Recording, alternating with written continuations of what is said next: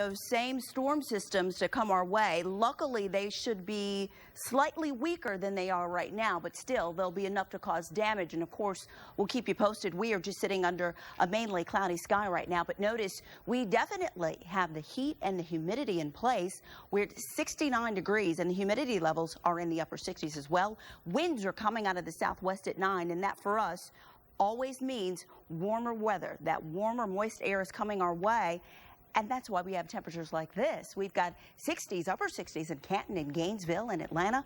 We're 60s, 70 in Covington, down to the south in Griffin. We're at 73, and we've got 72 in LaGrange right now. So here's a look at the surface map. This lets us know what elements are out there and what's happening and how those elements will come together. The center of the storm is still well to the north of us, but remember, you get a counterclockwise flow with those winds whenever you have an area of low pressure that is working, all right? So with that counterclockwise flow, it will do a couple of things. One, bring in the colder air from the north and continue to bring that strong southwest flow that we're seeing right now up from the south. So once those two clash, you know the scene. We've seen it really as late as last week when we had those severe storms. We start to get into severe weather, and that will be what we watch as we head toward this evening and into even tomorrow morning. So let's go to our future cast here. It starts us out at 6 o'clock. We'll see lots of clouds from Ellijay to Rome and Canton, but be dry, and then we'll start to get into the storm activity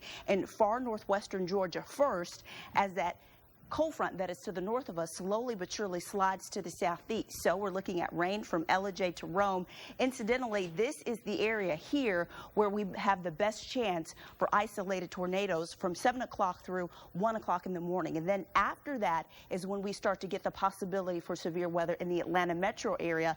Notice it is a very thin line, and obviously it's weakened by that point, but still it is strong enough that we could still see isolated tornadoes and also possible wind damage. And then as we head toward Thursday morning, the system weakens even more. It is further down to the south. It moves out, and we will get a break before the next system makes its way through. So here's what you need to expect from 1 to 4 a.m. in metro Atlanta. Again, we're talking heavy rain, we're talking lightning, we're talking winds up to about 60 miles an hour, if not stronger. And we're also talking about the possibility for isolated tornadoes. So when we talk about just tonight, we're going to give it a 4 on a scale of 1 to 10. Obviously, things are changing, and once that change gets here, it is not going to be pretty. So here's what you need to know. Tonight, storms are definitely going to be moving in.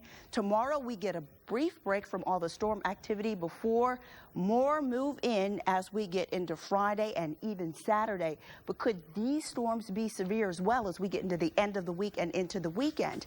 I'll let you know. Plus, we're talking about those temperatures. It is obviously very mild right now. Will we get even warmer? All the latest coming up in just a little bit. Chiquetta. All right.